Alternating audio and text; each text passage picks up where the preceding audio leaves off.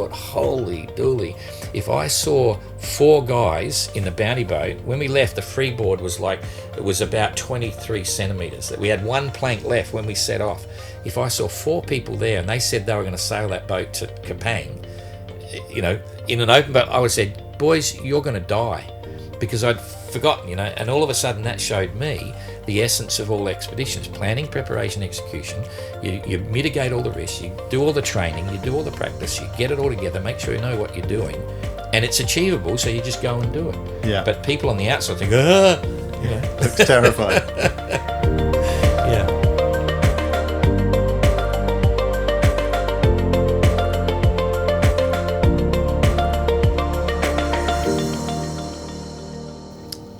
Hi guys, and welcome to the Sailing Podcast with me, Theo Stocker. Now, unusually today we are on a boat that we're not going to be talking about. Clipper Ventures have very kindly let me come to Gosport and sit aboard one of their training vessels to record this podcast, because I'm with a very special guest today.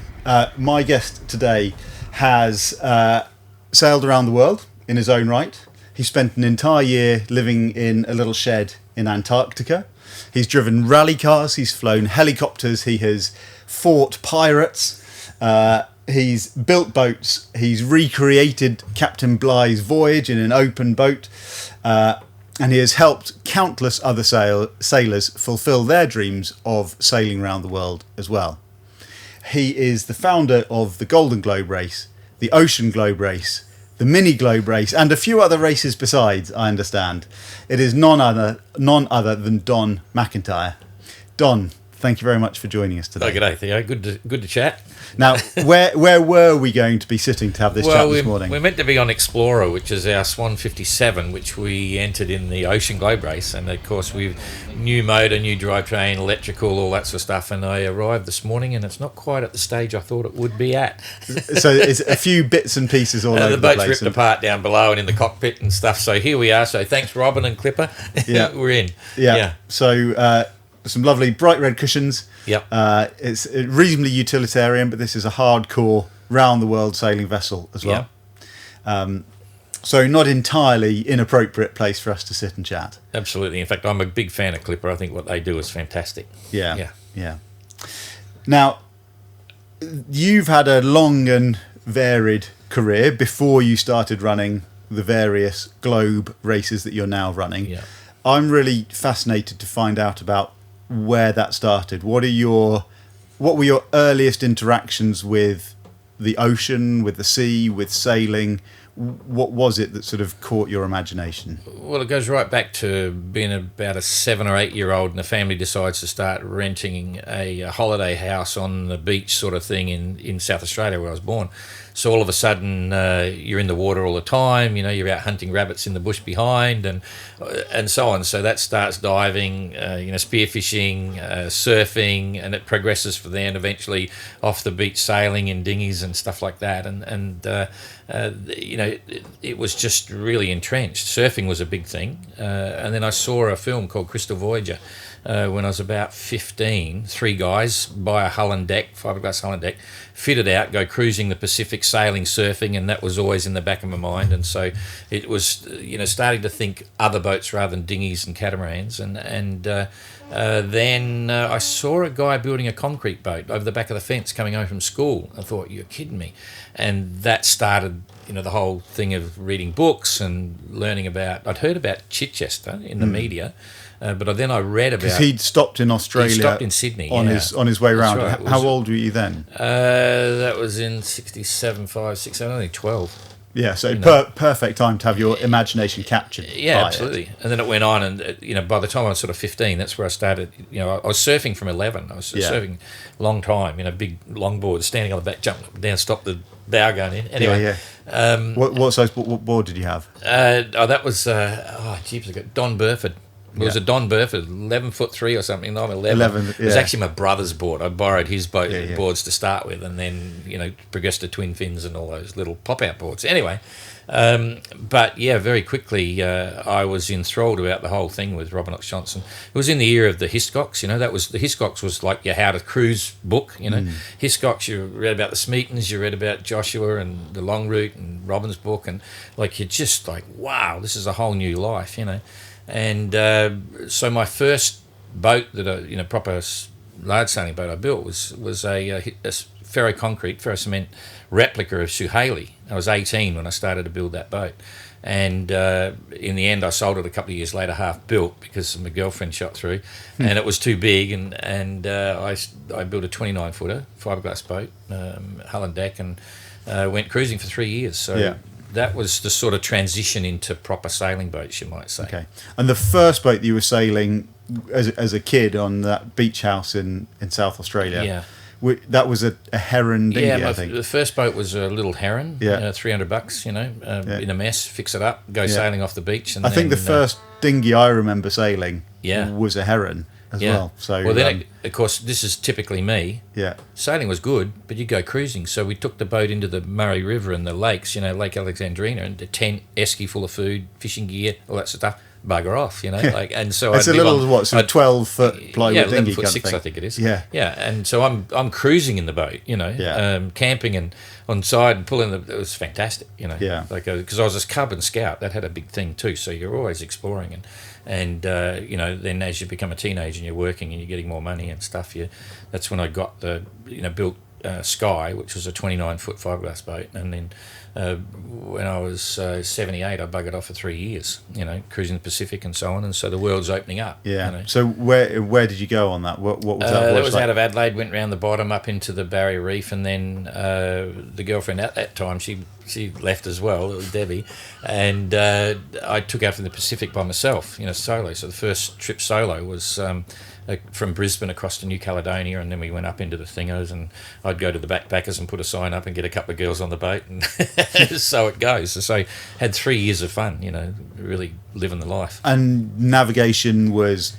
Oh, it was paper, sextant. Yeah, absolutely. Sextant, paper chart. You didn't even have EPIRBs. I actually bought a crash locator from an aircraft, an ELT, as an EPIRB, and I had an HF AM 2182, the distress frequency on HF. It was like a one-way transmitter. You press a button. I imported it from England as my HF. The rest of it was a CB radio, 27 meg CB radio, sextant, Walker's towing log, the whole bit. Back in the day, it was. But you did have a few bits of tech on then. It wasn't a zero tech approach to... No, not at all. But a 27 meg CB radio. I used to use the skip of that and call back to Adelaide. I'd get random people on the radio. So I was learning about radios. So from New Caledonia, I was ringing all the time. Waiting for the skip to come in, and on 27 meg, which is usually line of sight. So you learn a lot about sailing and the traditional guys, and the guys who I started sailing with. There was a guy called Murray Bellman's on a 37-foot traditional schooner with no winches. He and I used to take off all the time and had some amazing experiences. So I was brought up in that era of old school stuff. Yeah. And where did you learn to do the astronavigation from? Did you? Because you could do that before you set off on your trip. Yeah. No, I went to. I was finishing off my boat, and I went to South Australian School of Navigation, and I graduated from that as a certified navigator, celestial navigator, using solving spherical triangles with logarithms and a slide rule. Right, wasn't even sight tables, and as soon as I got my ticket, I threw it all away. Bought Mary Blewett's book, which you can still get, and taught myself how to navigate using sight reduction forms and tables. So that was when I was 18, basically. Yeah. So you were quite intentional and purposeful as a young man, as a boy. You wanted to go and do adventures like this. A funny trigger happened. There was a guy. I was working as an apprentice for 4 years in Rupert Murdoch's printing press at the time in Adelaide called Griffin Press. Anyway, there was a guy there. He used to come to the bloody morning tea trolley, and he was a spitting image of Sir Francis Chichester, same glasses, same hair. And I used to think, wow. And I got to talking to him one day. He'd been working by this Heidelberg printing machine for so long, he'd worn a rut in the concrete floor. you know.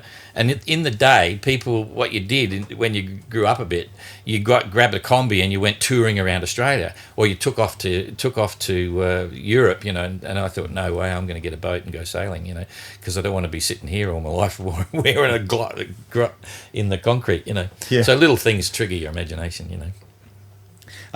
And then from that, you went and did the Pacific. What were the sort of the highlights? How far did you get on the Pacific? Well, we went up through New Caledonia and Vanuatu and a little bit of the Solomons and stuff, and it was fantastic. Back in those days, you know, when I went to a place called Tanna, which has got the active volcano in the bottom end of the Vanuatu group, we wanted to go and look at the volcano and ended up living with the natives for a while in the village and blah, blah, blah. But that then led to the fact that when I came back out of the Pacific, I got two versions of malaria. I got Vivax and falciparum at the same time. A month or so later, it nearly killed me. You know, it's a whole story in itself. So that was a highlight. But it was just the freedom. Like, you had your boat, you had your home, you had a method of transport. There was instant adventure every day, and so many things happened. It was just an amazing life. And I managed to keep it funded because you didn't spend a lot of money for 3 years, and we ended up back in Mooloolaba and started to work as a brickies labourer to get more money to keep going. But it was just the independence and the freedom, and that's what a lot of people don't get. They think you got to go through the system and you just get a job and get your 4 weeks holiday. Yeah. And they used to say to me, how did you fund it? You just got to change your mindset.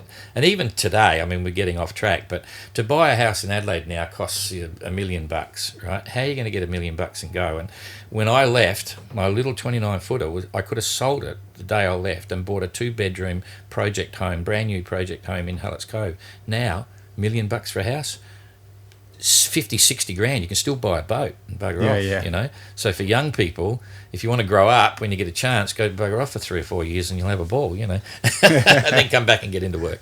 So you came back from the Pacific, Yep. and did you then settle down to work? Well, before I took off, I was trained as a photolithographic dot etching retoucher in pre-press and stuff. It was before the years of scanners and stuff, and so I was into photography and blah, blah, blah. And ended up, when I left, in fact, I came back and I went back into that situation, okay? It was in printing thing and so on, but I had a plan to start importing marine equipment. So I started a business called McIntyre Marine Services, which came about because in my sailing voyages for those 3 years, I bumped into a prominent guy here called David Scott Cowper, who was sailing solo around the world to beat Chichester's record, right? And then I decided to halt my cruise, went and helped him. He beat the record. Then he did another solo around the world to beat Sir J. Blythe's record, the wrong way, which he did beat, and I rendezvoused to help him support that boat. And a guy called Nick Franklin was there, who designed the Aries wind vane, became very good friends, and he said, Don, do you want to represent Aries in Australia? Right, so effectively, when I came back from that 3 years, I was already instantly the Aries agent in Australia, and I had an idea of other things I wanted to import, very high quality sailing gear, right? And it gets a bit complicated because that's when I first had this massive interaction with Robin Knox-Johnson, just not long after I got back, okay? And what happened there was, as the Aries agent, right, I get this call from Nick, and he says, hey, Don, there's this round the world yacht race I knew nothing about called the BOC Challenge. And there's a bunch of boats coming into Sydney and they've got Aries wind vanes. Do you want to go across and service them? And I said, okay, good idea. So I just got off my other little boat and bought a sports car because I was into sports car and women then. It was quite funny. And so I drove the sport car from Adelaide to Sydney, and all of a sudden these boats turn up and all these people, like Philippe Jonteau turns up, he's winning the race, and I had a very good friend that I met there called Rob Mundell, and I was in the thick of the action with that as well. So we were meeting all these boats, and there was Philippe Jonteau and Guy Bernardin and Bertie Reed and all these people coming in from this solo around the world race, and it was like, wow, this is cool. And effectively what happened then was I knew the girls in the race office, and I heard him mention Robin's name, and he was at the airport, and I said to him, hey, Sir Robin Knox-Johnson, yeah, he's at the airport, yeah, and he says he's the race chairman. And I said, what? And he's coming to the office? Are you kidding me? I waited in the corner of the office, like a bad smell, and in walks Robin, and it's like, holy dooly, because he was one of my 3 heroes. He walks in the door, and after about I'm watching him. After about 15, 20 minutes, he's running out of things to do and talk to. And we said, "G'day." And I said, "G'day, Robin." Blah, blah. All he wanted to do was talk about cricket. And I wasn't following the cricket. He didn't want to talk about the Southern Ocean and the Golden Globe. And I'm saying, what the hell? He's just this amazing guy. And it was a real interesting experience. And having seen the boats, I started to twig to the idea of actually doing the BOC challenge. So that was a turning point for me. It was it was an occasion I'll never forget, Yeah. And the BOC was a stage race. Was it 4 legs around it was the world? Since the original Golden Globe, there'd never been another solo race around the world, and the Slocum Society decided to stage one. So it was a 4-leg race, started in Newport, Rhode Island, went to Cape Town to Sydney to Punta del Este in Uruguay, and then back to Newport, Rhode Island. And so that was the second ever round the world yacht race. And I'd already been, the reason I got off my boat, I wanted to have a crack at Cape Horn. And I was just about to hire the moulds of an SNS 30 boat, right, which is about the same size as an SNS 34, and build that boat and go around Cape Horn. And now I see all this is going on. So hang on a minute. And David Scott Cowper, who had this beautiful SNS 42 that was built in Houseman's in Holland, had said to me, we became very good friends, he said, "If you ever want to borrow the boat, let me know." And I'm thinking, I can borrow his boat and do the BOC, baby, this is me. So that was the original plan, okay? And as it turned out, after that race was over, 2 things happened. One, short-handed sailing was more or less not illegal, but no one liked single-handed sailing. It was like just about banned.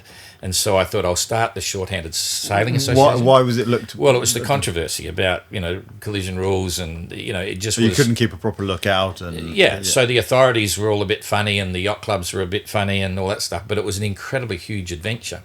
So I thought I needed to start an organisation to make it, a bit more popular and, So we started the Short-Handed Sailing Association. So I sent Robin a letter. I say, "Hey, Robin, would you like to be the patron of the Short-Handed Sailing Association in Australia?" I said, "Oh, yeah, sure." Not only that, I'm going to be in Sydney in about 6 months or something. So that's what we did. I formed that with some good sailors, and we had the Short-Handed Sailing Association, and it sort of grew from there, right? And then my idea of using David's boat for the BOC the boat wasn't fast enough. So I thought I'd use an Adams 43, and then I thought, well, the class goes to 50. I better work with Joe Adams to design a dedicated boat, which is what I did. Still ran out of money, so I decided to build a mould for the boats and sell them, which would finance mine. So that's how I was getting in. Your standard pattern. Well, sort of, yeah. And importing all the gear was the gear I wanted to use for the BOC in 86. Turns out now the Short-Handed Sailing Association is the host for the Sydney stopover of the 2nd edition in 1986, and my boat was half built. Right, so I couldn't go. But I was very involved with the Sydney stopover, which is where they started to think of the idea of the Vendée Globe, and all the guys, Ian Cannon and Titouan Lamazou and Jean-Luc Van den Heede, were all there, and that's where the Vendée Globe came from. And I missed out, but I managed to compete in 1990 edition of the BOC. So it was sort of this huge evolution, and of course by this stage, Robin and I are quite good friends, a lot of things going on. We were, he was the overall chairman again in 86, and I was the Sydney chairman for the stopover. And then 1990, he's still the chairman. Now I'm finally going to have a crack at it, and all the entrants, like Philippe Jonteau wasn't a mentor, but he gave me a lot of advice, and I was great mates with Jean-Luc, and he did 86, but he was a media guy then, and we all met up, had fun, and it was an amazing experience. And I finally managed to complete the challenge in 1990. And what was it like sailing that? What are your memories of that race? I never ever had an imposter syndrome, as in, big deal, can I do this? It was my own adventure. I built a bulletproof boat. I called it Unsinkable, like the Titanic. It was fantastic. And I came second in my class, but I had a really radical boat that won it. And it was a great interaction. And lots of things happened out of that one. Yuko Tada took his own life because he designed a boat. He'd done all 3 races. And so there was, John... anyway, South African guy, John, I've forgotten his name now. His boat sunk.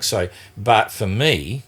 it was everything. It was scary. It was exciting. It was boring. It was frustrating. It was just life in compresses your whole life. But when it was over, it was unbelievable. And you probably gives you a lot of confidence, like in terms of having a go, all the different things that adventure gives people, which is exactly why we're supporting adventure now. But that was just the beginning of many things, because it was an 8-year program for me to build the boat, find the money, and get it all happening. And all of a sudden it was done, and it was a case of, okay, what next? And that's where the serious fun started, because I'd always been doing all these different adventures, but that was the biggest one, and it just opened opportunities in my mind. It never got any easier, but that's where it all started from. It was as if I'd passed the biggest exam in my life, So you did the BOC.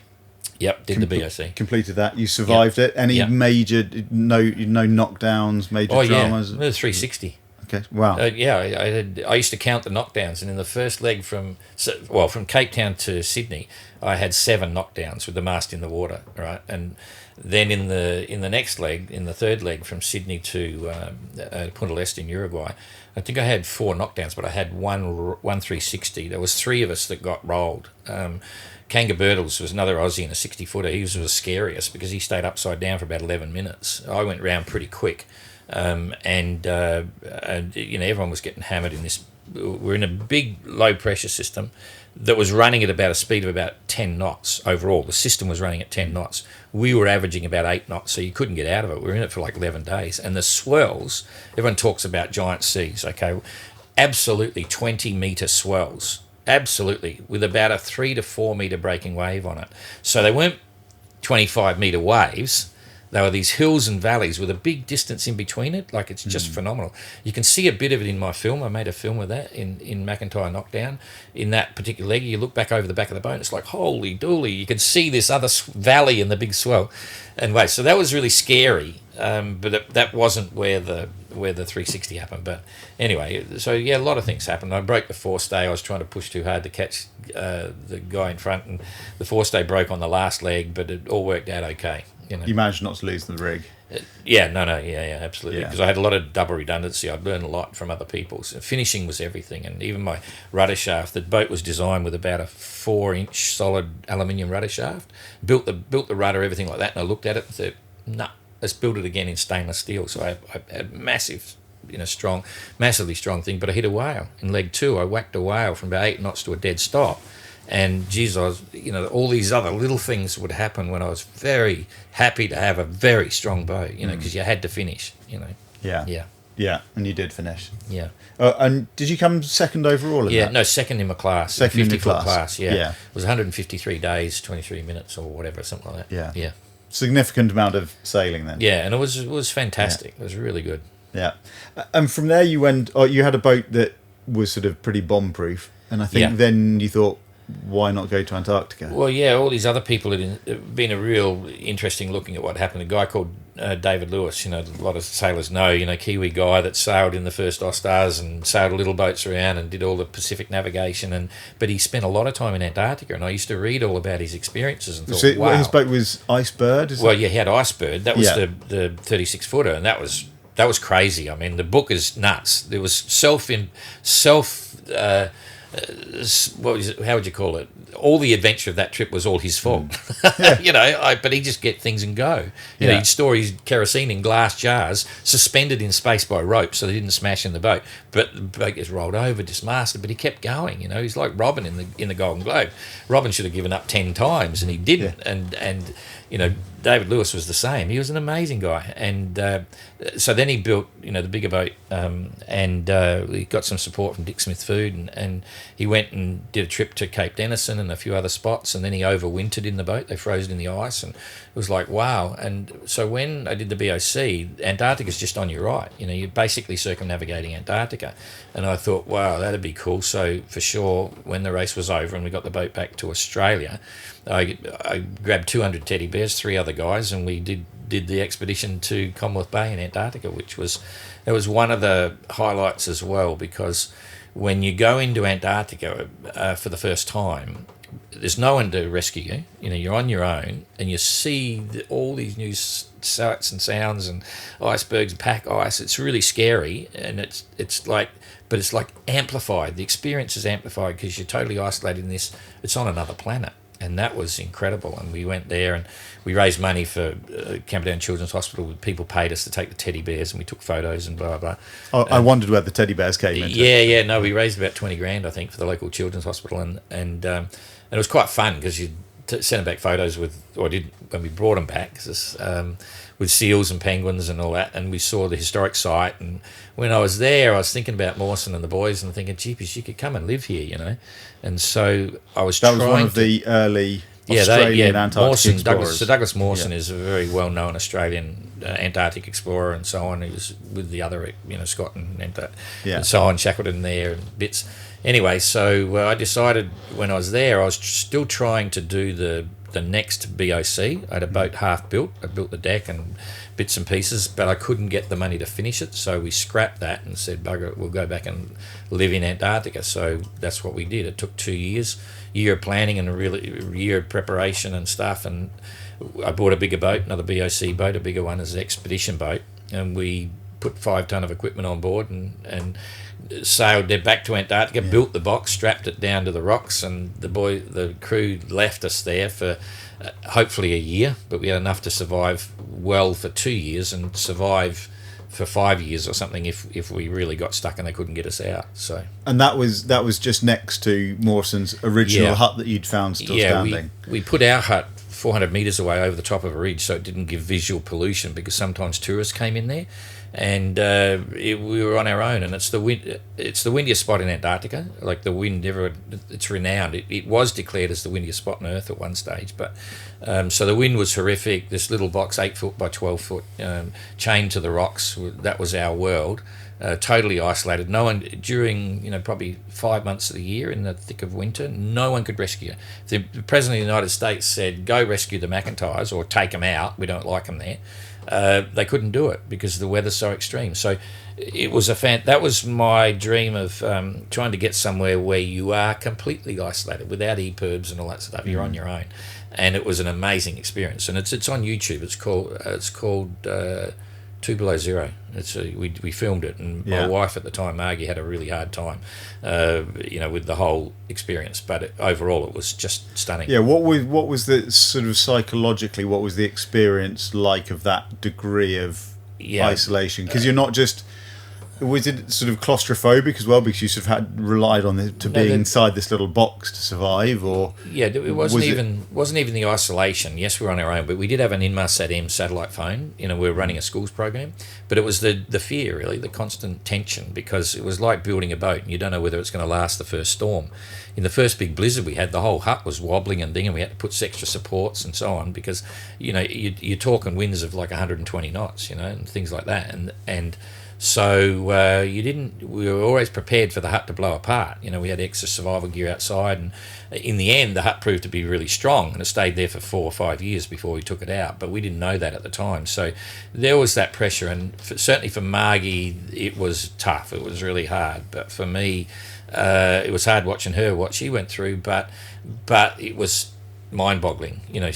There was experience we had there, the whole dark over winter and the southern lights, and you can see stars to the horizon really bright. You think it's a ship because the air is so clear, and so interacting with the wildlife and so on, it was an amazing experience. So once again, I thought the BOC was pretty impressive, but when we came out of that, you realise what we'd just done. In fact, unbeknown to us, this was discovered about a year later, we have a record as being the first colonialist ever to settle into Antarctica. We were the first people ever to go to Antarctica just to live there, right? Everyone else is there for exploration and expeditions and scientific this, that and the other and blah, blah, blah. We just went there for the hell of it, just to camp in Antarctica.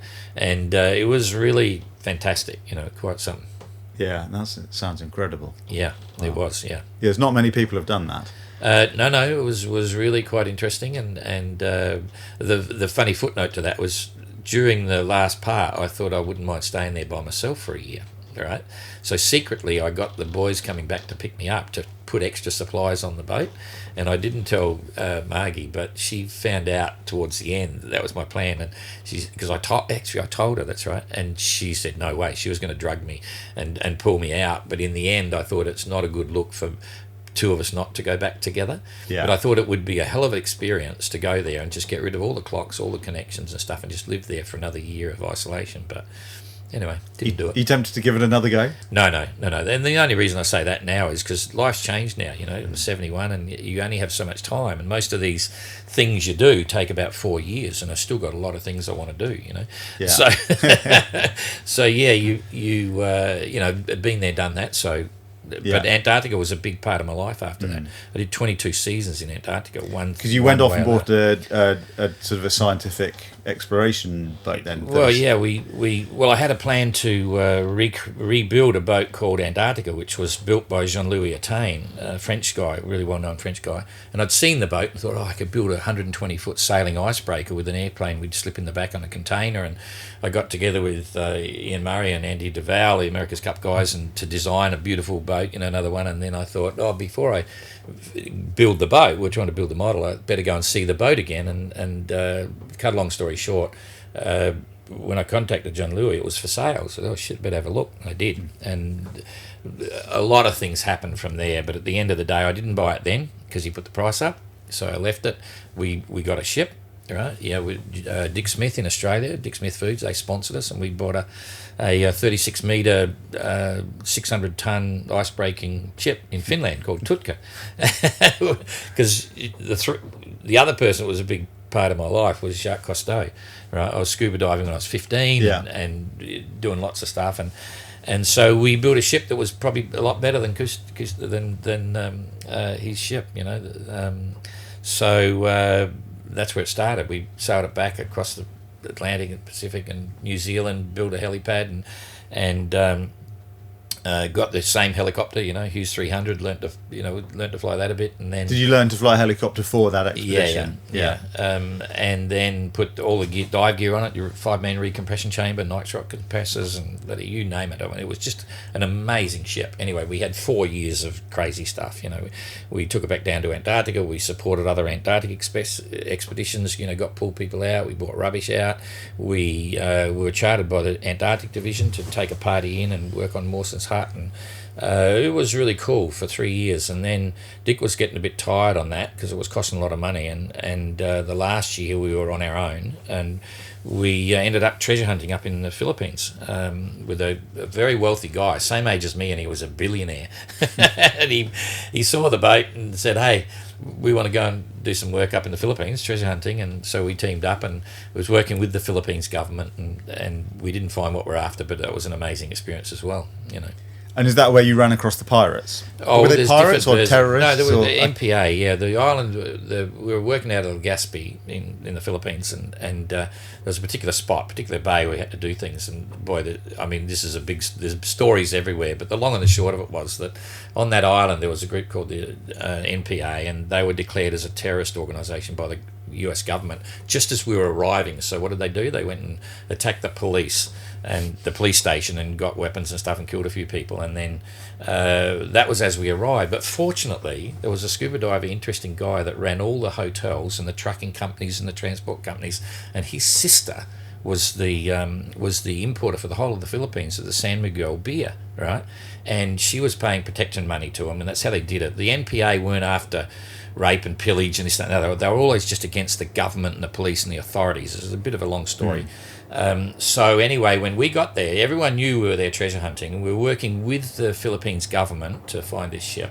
But the guy he'd come out with his big powerful jet skis and stay with us for the weekend and do a bit of diving. Nonetheless, we knew they were the Empire were watching, and we used to play sport with them with the night vision goggles. We'd see them watching us during the night, and we had these big spotlights on the ship because it was an Antarctic ship, and we'd line up the spotlights and get it all perfect, and all of a sudden flick it on and they'd bolt. But anyway, we had one particular occasion, they came out and had weapons and this, they wanted to get on the ship, and we managed to talk them down, but it was interesting because a few people were killed. Not on that occasion, though. A few people were killed as an example, and just as we were about to arrive on the ship, and they dropped off the bodies in front of the compound of the people that were working before we arrived there. And so it was interesting, but never too scary. You know? But yes. And then there were a couple of little... I'm just aware that there are so many stories that we could go into. Yeah. You did some rally driving. Yeah. Well, that was when we got hooked up with the pirates. So we got to do something different. So when we sold the ship, we immediately got into 5 years of tarmac rally driving. It was fantastic. We bought a Peugeot cars and blah blah blah. It was a lot of fun. But yeah, that's too long another story. Yeah. But it taught me one thing. It was all planning, preparation, execution. And I'll explain one thing. The car was a 35,000 showroom car. Right, we spent 15,000 to get it souped up, to all the safety gear and stuff. But we didn't change any engineering or the engine. It was just brakes and shockers. That's all you could touch in the modern class.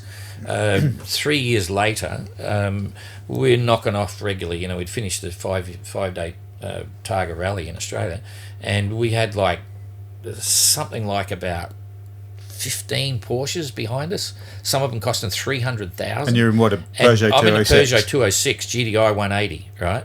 Showroom car. You can't touch the engineering, but you can do shockers and brakes. And but there's about 7 or 8 Evo 7s behind us, and there's little Donny McIntyre and his little thing, and it was all about planning, preparation, execution. We'd adopt the same thing for all our expeditions, and so it was years of driver training with a really good guy, Timmy, and running the course, having a good navigator, blah blah blah. And so it's amazing what you can do if you keep to that principle of planning, preparation and execution. And we'd never rally card before in our life, so then we crashed out a few times and we gave up after 5 years.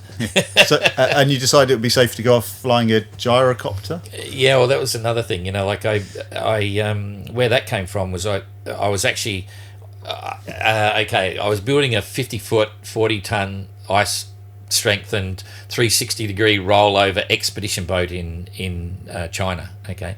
And I wanted to put a flying boat, a Polaris flying boat, on the back, right, which is basically a trike on an inflatable, because we designed to have we had a normal rib and we had a flying boat on the back of this boat. Yeah. So I had to get a trike license, right? So we get straight in and get him a trike license, and the guy that's teaching me to fly a trike all of a sudden he pops out these bloody gyrocopters from Germany. Now, I always said I knew about gyrocopters because Jacques Cousteau's son got killed in a gyrocopter, and they're really dangerous. People dying in gyrocopters all the time. This was a German machine built as good as the helicopter we had on the ship, German engineering and stuff. And I thought, that looks pretty cool. I went for a flight and I couldn't bloody believe it. It was the best fun flying machine I've been in. I've been endorsed in gliders and had my own fixed-wing plane and, blah, blah, blah. So I thought, these are hot, and I trust the engineering. And he was planning a trip around Australia with the manufacturer of the gyrocopter. So you're kidding me? Because the first people ever to fly around Australia in a plane was a guy called McIntyre and Goebbels in 1924, right? And that's a whole story in itself. But it was always in my mind. I thought, around Australia, and I'd had a no kid. Relation of yours? No, not a relationship. But I always remember the name from a kid at school, And I'd had a plane. This is another story. I was building a Kit Fox Classic 4 amphibious floats to recreate that flight. I've still got it. It's in the shed in Hobart. I never finished it, right? But all of a sudden, this gyrocopter, hang on, here's a quick trip around Australia. So I learnt to fly the gyrocopter. I had 25 hours. I got my license within 12 hours, 25 hours total, and we took off around Australia with Willie and the manufacturer, but they gave up halfway, you see. And I wasn't going to give up. They were pushing too hard and damaged their props, and I said, bugger that. So I continued on, and so I did the first flight around Australia in a gyrocopter, back then. It was amazing. That was just crazy. I'm struck by it feels like a bit of a theme of just finishing stuff, of deciding you're going to do something, and then carrying on until it's actually finished, like with the BOC and like with the gyrocopter journey. You just well, there's a historical connection too. I like recreating historic stories to try and live like they were living and try and experience what they had, because you thought, wow, imagine that, and that was where the bounty boat trip came from as well. So the flight around Australia had the same registration numbers on the helicopter, and I felt a bit of a connection on that, So too many things happened on that trip. It was fantastic. It was crazy. And then you did it. I mean, obviously there was the Bly recreation as well. We probably won't go into that now. That probably would be another it was story. really good, but it was completely unsupported. We had, open boat, me and 3 others. We took nothing with us. The same things that Bly had. I lost 18 kilos, suffered kidney stones. We nearly all died one night. We got, the boat filled up 4 times, and it was the best adventure I've ever done, because it was timber boat, sails, nails, screws, ropes, hammers, saw, and nothing. No toilet paper, no torches, we had a octant and stuff, and it was just incredible. It was fantastic. Back to basics. In terms of your relationship with danger and adventure and risk, do you find that the riskier it is, the more exposed you are to real danger, the more it feels like a genuine experience, like a genuine adventure, or actually in your preparation are you mitigating against all of those risks and it doesn't feel that dangerous when you're doing stuff? That's the essence of it. Like if we refer to the bounty boat trip, it was risky and all this sort of stuff. However, the moment we took off in the boat, I was never worried. We'd just go. Let's go, boys. We're ready to go. So it's all about mitigating the risk and making it so safe that you're happy to go. So this is a piece of cake. It's fine. Let's go. But people on the outside look at it and think you're crazy, right? They think you're absolutely stupid. You're all going to die. Now, here's the take. So I did the bounty boat trip with the other guys. I never felt really scared. It seemed to me pretty safe, very safe, and so on. When it's all over, like you get out of it, it's finished, right? About 6 months later, I ended up back in Tonga because they asked us to come back and help them with some treasure hunting stuff. The government did. And I'm now there on Marcus Blackmore's Nordhaven 72 with my own skipper, a chef and a cook and me on the boat in the lap of luxury, right? And we're at the same beach in Pangai where we left from, which was the last restaurant meal we had in the bounty boat. We pulled it up on the beach, went to the restaurant, and we slid away from there and went to Namuka, where we actually started the expedition. So now I'm in exactly the same place, and I remembered that was the last beach, and I thought about it. I thought, holy dooly, if I saw 4 guys in the bounty boat, when we left, the freeboard was about 23 centimetres. That we had 1 plank left when we set off. If I saw 4 people there and they said they were going to sail that boat to Kapang, in an open boat, I would have said, boys, you're going to die, because I'd forgotten, and all of a sudden that showed me the essence of all expeditions: planning, preparation, execution. You mitigate all the risks, you do all the training, you do all the practice, you get it all together, make sure you know what you're doing, and it's achievable, so you just go and do it. But people on the outside think, looks terrifying. Yeah. And when did you come up with the idea for the Golden Globe race? Okay, so it goes right back to living in the hut in Antarctica, right? In the deep depths of winter, it's like, what next? Now, that was my final and third attempt at doing a Whitbread race, because there was one of the Whitbread 60s for sale, and I made an offer to buy it we're going to do a youth crew. I'd talked to the squadron about that, but it failed. Someone bought the boat, so that was it. I thought, well, what am I going to do? I'll build the big boat, the Antarctic boat. But one of the other things I thought, hang on a minute. Oh, excuse me. I thought, wow, hang on a minute. It's 30th anniversary of Robin's voyage, and the BOC was good, but it didn't give me the non-stop circumnavigation, right? It was 4 legs, and there was 22 other guys, and so it's like a rah, rah, rah. And I thought, wow, that'd be cool. I could build a replica of Suhaili and just recreate his voyage. But it got put on the back burner because all of a sudden the big sailing boat and all that sort of stuff came up. So then go through to 40 years later, and I'm thinking about, it's the 40th anniversary again of Robin's voyage. I've got to do this. And blow me down, I found an exact replica of Suhaili in Adelaide for sale for 65 grand. The guy took like 12 years to build it, and it was unbelievable. I jumped a plane, flew straight there. I thought, wow, this is it. The 40th anniversary trip's going to happen, And then I thought, hang on a minute, the bounty boat trip. And I thought, if I don't do the bounty boat trip now, it's not going to happen. And in the end, I decided, no, I'd do the bounty boat trip. So that's what I did. So now we do the bounty boat trip. We get hooked up with this situation going back to do more treasure hunting there, because they heard about stuff. And so I'm now with my 40-foot Chinese boat with the flying boat on the back and all the other stuff. We're in Tonga, spending time diving for other wrecks, looking for what's called Manila galleons and all sorts of amazing stuff going on. Then the magnetometer we had to look for all this gear failed, right? And I got to send it to Canada. It was supposed to be back in 10 days. It took 6 weeks. So you're sitting there twiddling the thumbs. This was in 2014. I thought, jeepers. In 2018, it's the 50th anniversary of Robin's voyage. And that's where it started. And I thought, if I'm going to do it, I might as well make it a race. I'm not going to spend big money to build a replica of Suhaili. I'm going to use a Tradewind 35 because I'd found one. And then everything evolved within 48 hours. It's amazing how we were barnstorming ideas. I was going to make people eat tinned bully beef and stuff the same menu that Robin had in the first editions of the race. How much whiskey were you going to make? Well, I don't drink, but anyway. So that's where it started from, and I wanted to do it. That was the deal, and I thought, if I want to do it, well, make it a bit of a race. Maybe people want to come and join. And so it started from Tonga in 2014, and that's how it started, and the first race got so big so quick, with no sponsors, no money to run it, and I thought, oh jeepers, I can't do it.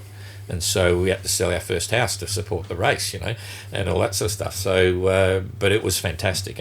And also when I got to 50, I transitioned a bit there, and I decided at 50 that I wanted to start really putting back into adventure, and I was supporting little people, and in the end Jessica Watson popped her head up and we ended up supporting her, and so we were really looking closely at supporting adventure, because I'm a great believer that adventure makes good people, and back in the day there weren't so many wars, but it wasn't just like world peace and all that, but it was just the world needs good people, because the world was looking a bit confusing then. And that's my philosophy. We support adventure because when people do adventures, they learn about risk mitigation, value judgments, they get confidence, so they become communicators, and they want to go out and do things, so they become the community leaders, the entrepreneurs, dare I say it, politicians, they're the people that change the world. So that's how it happened. And so we kept on with the Golden Globe race, but I was always had wanted to do a Whitbread. Yeah, you see, and then when we were just coming to the start of the Golden Globe, in the year before it started, I thought, geez, if this takes off, I'm going to do a 50th anniversary for the same sort of reasons, because it's all too expensive, it's all crazy. So that's what happened. Yeah. So we decided to actually, if it worked at the end of the GGR, we would actually run the Ocean Globe race, and that's how that came from. Yeah. What is it that makes? Sorry, I can see that's brought memories back. What is it? Can I ask what makes you emotional about that? What is it that? Or do you want me not? We cannot go there if you don't want to. No, we can. Okay, hang on a minute. So, the GGR costs us a lot. Yeah. To make it happen. Hang on a minute. Yeah. Take your time, that's fine. Well, yeah. Probably.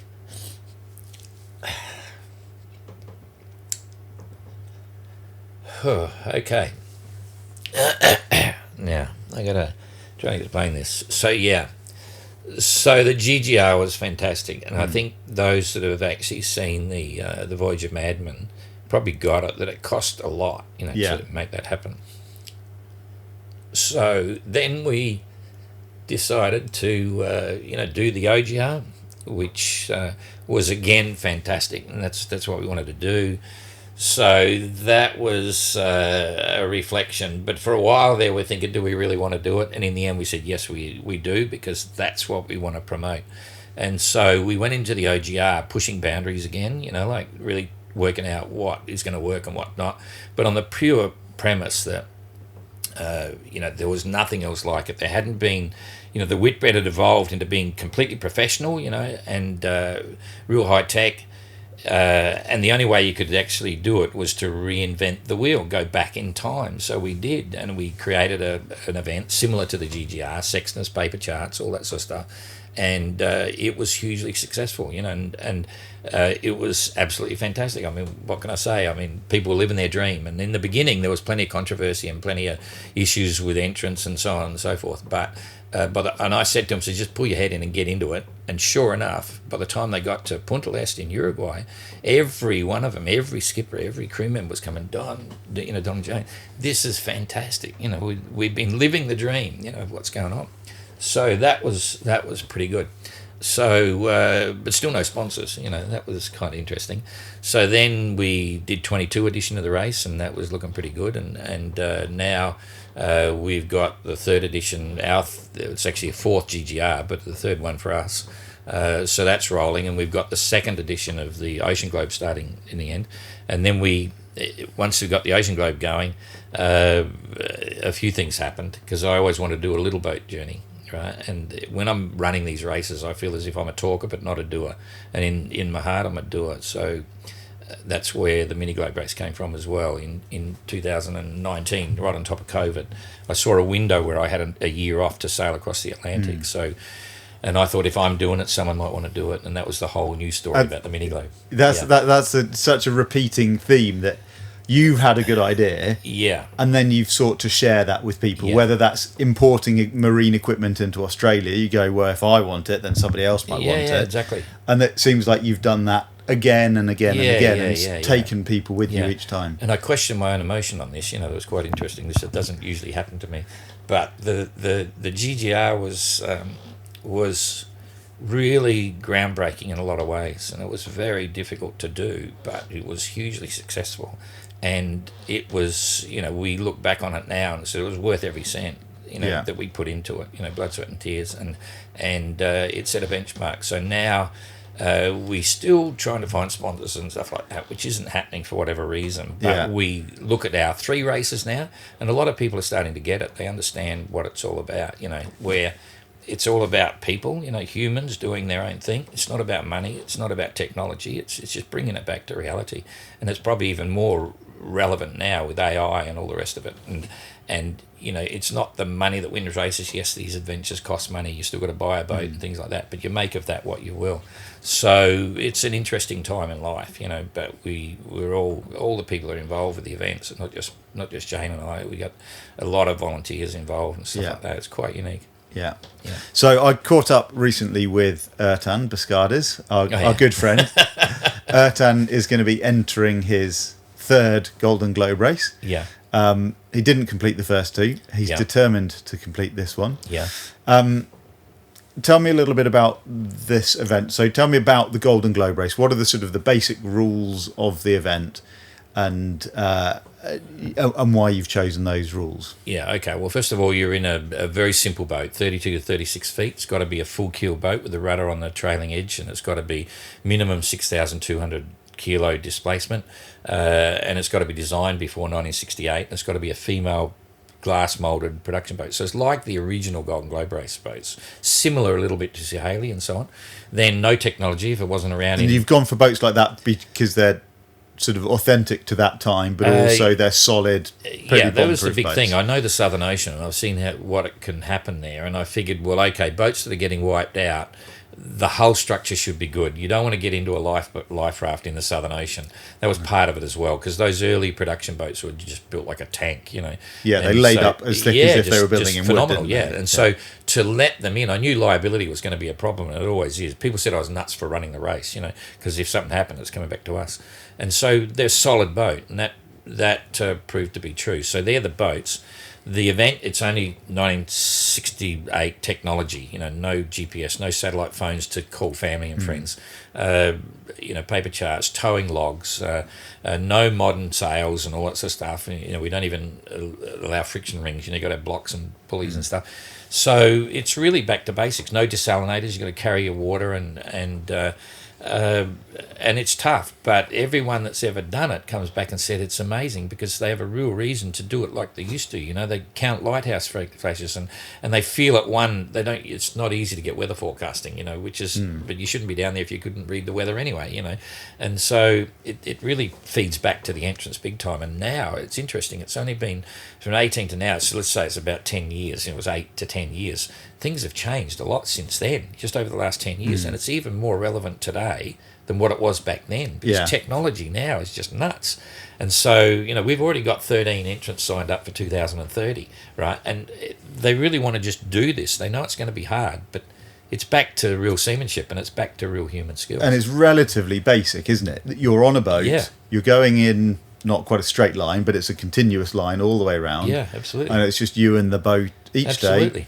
Yeah, 4 months in the Southern Ocean. You know, when Kirsten was finished, it's typical. She had no idea where she was in the race. Didn't know any other entrants were, and all that sort of stuff. So you're going through all this roller coaster emotion and experiencing all the things very similar to what Robin went through when he did it, and that's pretty special. So we fight to, you know, hold that ethos. But now, as you probably know, we've got Starlink coming into the race. Yeah, because you're having these sort of live windows into the boat. Yeah, exactly. You could buy the technology now and just do it, you know, and it's not too bad. But we couldn't allow that because you can't have computers, you can't have iPhones and all that. So we had you don't want the two-way comms either. No. We had to develop all new technology. You know, we had to go back to circuit boards, you know, to make it all happen. It's amazing. People will be able to watch for 24 hours a day. We got 7 entrants with the cameras and the system. It's a scheduled program. They'll know who's on at what times, and they can come in and watch. And you know, you imagine when you go around Cape Horn, if we're managing that live, or they get into a real scary situation, or because apart from the schedule, we can drop in breaking news if something's happening on someone's boat. Yeah. You know. Okay. So not quite the Truman Show, but no, not quite. Yeah. It's they'll have some control over pressing the cameras on. Yeah. And communicating what they want to communicate. Yeah, exactly. When it's not sort of remotely controlled. No, they have their time slot. Yeah. They press the button. They come on. We turn so it to it's monitored back here as well and stuff. Yeah. You know. But I mean, what struck me with watching the past 2 editions of the race, I was there at the start for the 2018 one. I've watched it with fascination, really, because as long as the boats hold together, and that's a big if, you've got to have a pretty solid boat, and they encounter some pretty bad conditions at times.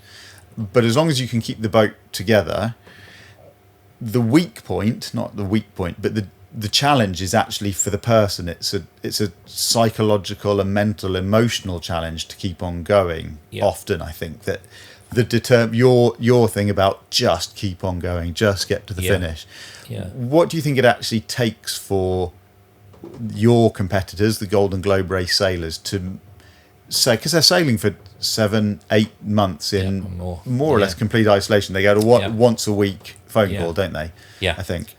So the reality is, when people say, "What's it take to do the GGR?" It's a mind game.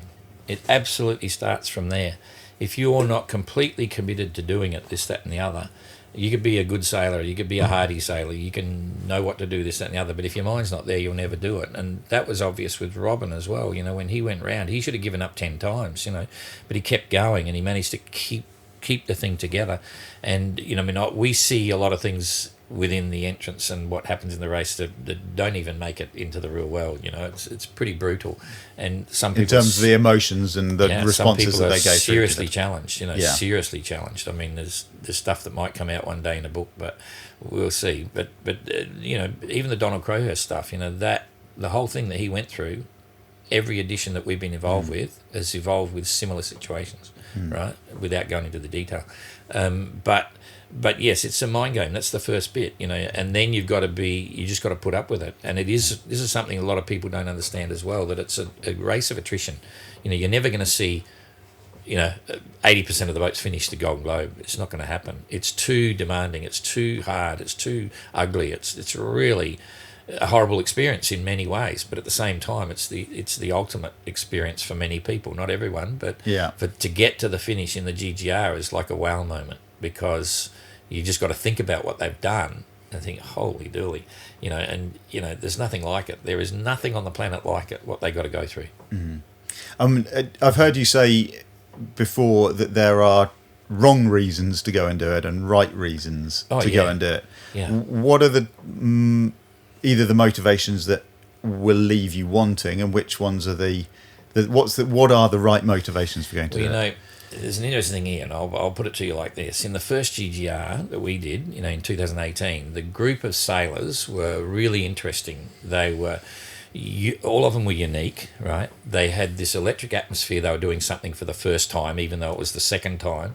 And they bonded like crazy. And we had this silly game, you know, where in the party that we left, it's on the film, we do musical chairs around the globe, right? And all of the entrants were there. We had the most crazy time. It was a lot of fun. We were laughing because you sit on an egg. In the end, one chair's got eggs, you know, and the last one. And it was just fantastic. Cut it to 2022. When it came to the games, hey, right, guys, we're going to do the pre-Golden Globe around the globe. Let's go. Half of them said, no way. That's ridiculous. I'm not going to, how embarrassing. That's not me. Half of them wouldn't do it, right?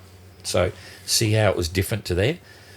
This edition, we haven't even got there, and I can tell you now, it's a group of sailors that I really like. They're all unique individuals.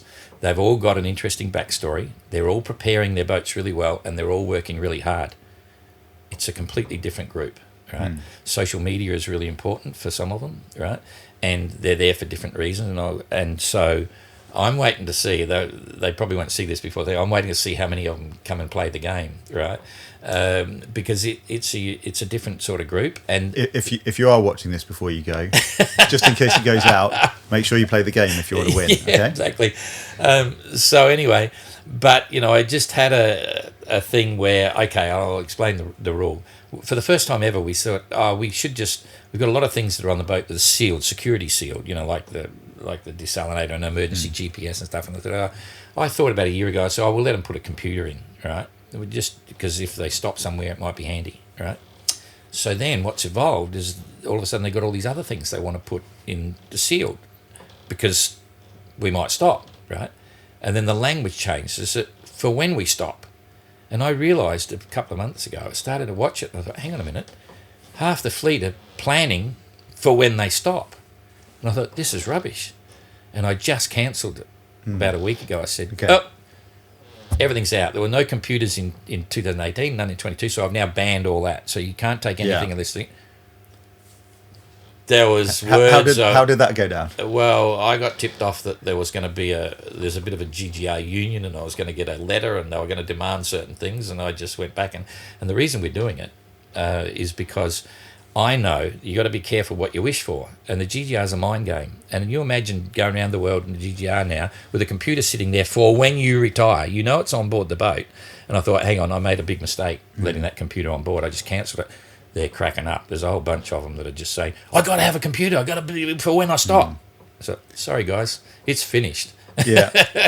So you see, all of a sudden there's a different group again.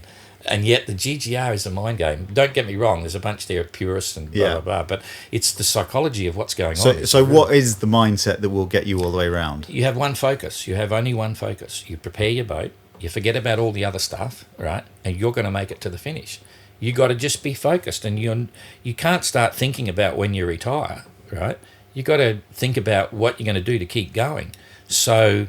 and I mentioned this before I made the decision. I had a chat with a psychologist. Not for me. I'm crazy. So I'm hopeless. But I just said, what's your opinion? So absolutely. You got to be careful what you wish for. And, so it's been an interesting few days. Yeah, I bet. One of the questions I wanted to ask is obviously when Robin Knox-Johnston sailed the first Golden Globe race and made it all the way around. And when you went off on your Pacific voyaging, it was basic voyaging. You needed a sextant to navigate. Yeah. But you took the technology that was available at the time in the same way that Sir Robin took an Aldous lamp and he took a radio that happened to stop working. Absolutely. And you had all of the tools that were available to you. Yes. To do that now is imposing artificial restrictions on your it's a choice not to take those tools with you rather than this is all that's available to us. Absolutely. What impact do you think that has on that sort of puts you in a tricky position because you're the one that's imposing those restrictions through your notice of race, the racing rules, and other people are going, well, like with the computer issue, I'm choosing not to take the things that I could take. For example, if you're leaving family at home and going, I'm choosing to submit myself to some rules that means I'm not going to speak to you for half a year. Yeah. What impact do you feel that has on individuals and on you as an organizer? Where do you sit? Well, the first part is that's the attraction of the GGR. That's what brings them to the GGR, right? In other words, they wouldn't think of doing it because they've They've read the notice of race. They've understood the restrictions, and for many, that's the attraction. As well as the risk. They're all responsible risk takers. They like a bit of risk, and that if the risk wasn't there, and you made it too easy, it's not as cool. So they're coming into it with their eyes open, and this is where we come back to the phrase: "It's a game." It's a game, and once you sign on for the game, you play by the rules, okay? And some people don't make it. They sign on for the game, and they go through all the processes, and we've just lost 6 entrants retiring in over about 6 weeks as they're getting close, and some of them are accidents and didn't pass their medical and so on, but some of them because the realisation hit them during their 4,000-mile qualifier, said, I don't think I'm cut out for this now, so they retire. So I see it as a plus. It's a positive. This is what draws them in. If it was, because there's other races, if you don't want to do the GGR, you don't even have to have an organised race. You can just get in there and sail solo around the world by yourself.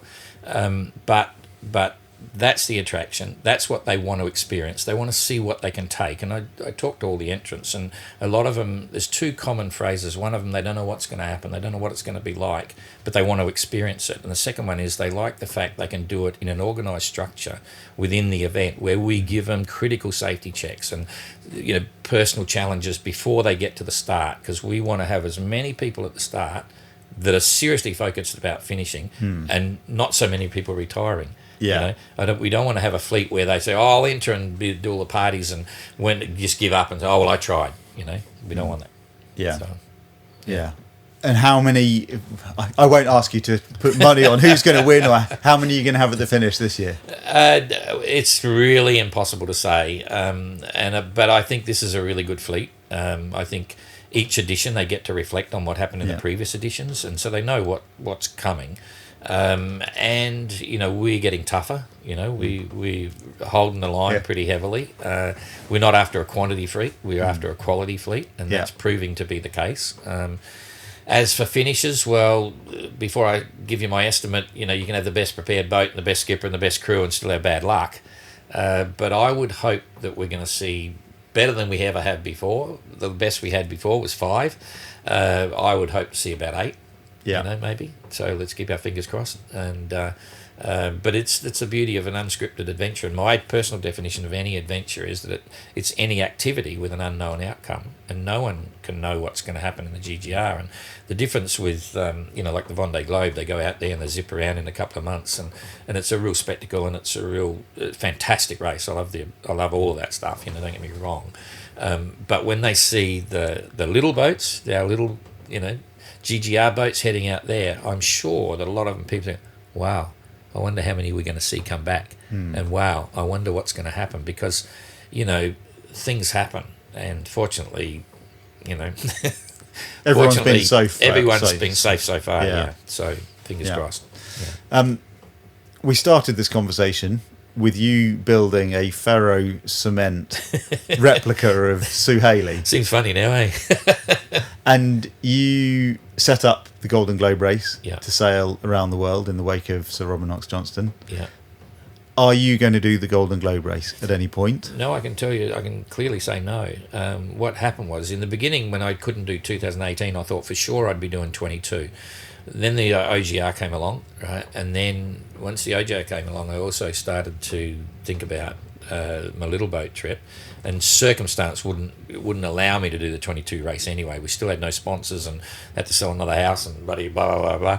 And I did the 580. Now, the 580 is my pet project. It's a fantastic little boat.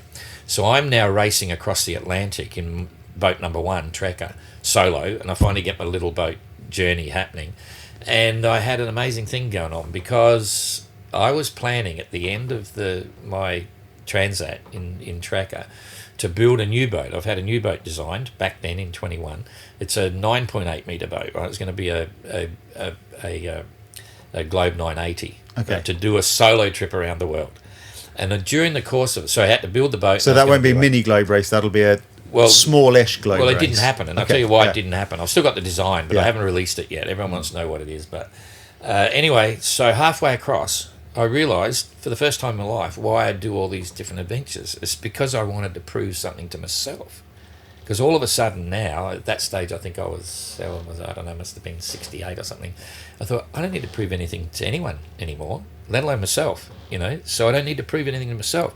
Do I want to sit in another boat and go around the world solo for 8 months or 5 months or whatever it would have taken?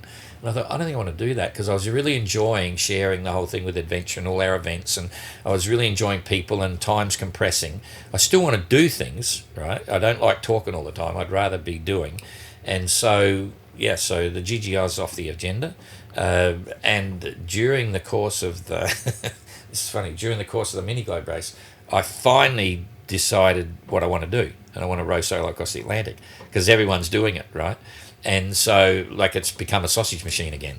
And I thought, hang on a minute, that wasn't the way Jay Blythe and Ridgway did it, Now it's too easy. They've got desalinators to make all their water. They use so the boats are light, and they're using GPS, and they got weather routers to sit in the current and all this sort of stuff. And saying, hang on a minute, why can't they get a bloody boat and row across? So we've now started another event called the ROR. You're a sucker for punishment. Yeah, and the ROR is the Real Ocean Row, because I now consider all those rowing races, which are fantastic. I mean, it's amazing the number of people doing it and stuff like that, as modern rowing. But I'm going back to the original, sextants, cassette tapes, no desalinators. You can't have an electric desalinator, because that's cheating. That's having solar panels. Yeah, you can have solar panels, because that doesn't do anything to really affect it. It just gives you batteries to run your radios and stuff. But it's back to basics. So in 2028, I have to wait until I've got a time slot. In 2028, I'm going to attempt to row across the Atlantic, similar to the way that Bly and Ridgway did it, So carrying your own water. Carry your own water, use a sextant, only use radios, no satellite comms for family or friends, because now it's just a media show, everyone's trying to outdo everyone on the social media. So none of that, and just row pure and simple, and I'm actually looking forward to it, because it'll be a way, I'm back on the ocean, and it's really solo thing. And imagine going off watch and getting in your cabin and strapping down for 8 hours while you sleep. But the other thing, they're using electric autopilots all the time, so they're drifting along at 3-4 knots under autopilot, right on course. So autopilot's a band. I won't have an autopilot, and do it the way it was, and that's the way it's supposed to be done under the international or the Ocean Rowing Society International. That's what their rules say. If you want a human row, you can't have anything to help you speed, otherwise it's not a human row. But now it's sort of evolved into a modern row, and they accept all these other things that make them go fast. So stand by. I don't know whether I can do it, but I'm going to give it a try.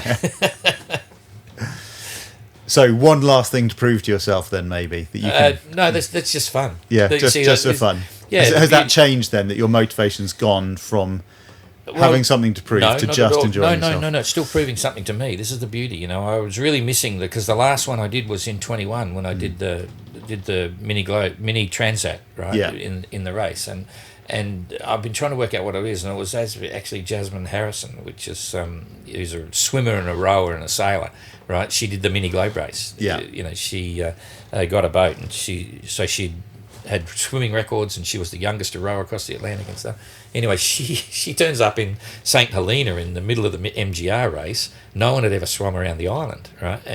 And she heard some Americans were coming to go out to do it. So within 24 hours, with no preparation, no training, why she stop over in St Helena? She decides to swim around St Helena. And she completely blew me away.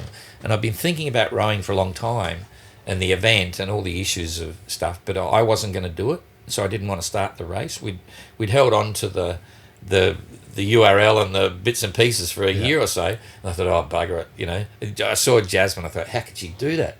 Swimming like that, and I thought, I think I want to. And she made it, didn't she? She swam all the way around. Did, and it goes right back in 1976. After a year in Antarctica, I was actually at the Dijon Adventure Film Festival showing our Antarctic film. And the guy who started the Ocean Rowing Society was there, right? And Kenneth and I had this amazing conversation. So the idea of rowing was in my brain since 1996, and it's always been there. And I've got a lot of mates that are rowing, and so that's how it happened. So I'm going to give it a try. Yeah. Brilliant. Well, let us know how you get on. Yeah, watch this space. The name of the boat, I told Jane, I kept it secret for a while. And then I had to go around and see Rob about the website launching the ROR, and I had to tell her in the car, and she just burst out laughing. So you can't do that. You'll be popping all your tendons, because I've got a tendency to pop tendons. And she was cracking up, and I was cracking up, so my boat will be called Pop Pop. All the tendons popping. But anyway, we'll see. Brilliant. Well, we will be watching the Golden Globe race with great interest, particularly see how the little window into these boats and into 7 of the sailors' lives at sea goes. It sounds a fascinating experiment, and as ever, it's a brilliant challenge to see people undertaking. Yeah, no, it'll be good. So thanks for that. Good to chat, eh? Good. Well, thank you very much for your time, Don. Cool. That's it, guys. I hope you've enjoyed listening to Don and hearing some of those amazing stories. If you are inspired to find out more about sailing in the Mini Globe Race, Golden Globe Race, Ocean Globe Race, Real Ocean Row, any of those events, we'll put a link in the description. Don, I realised we didn't even talk about the Around Australia event that you organised. That's another race that you organised, but we haven't got time for that now. That's it, guys. Give us a thumbs up, like, share, subscribe to the channel, and we will see you next time on the Sailing Podcast.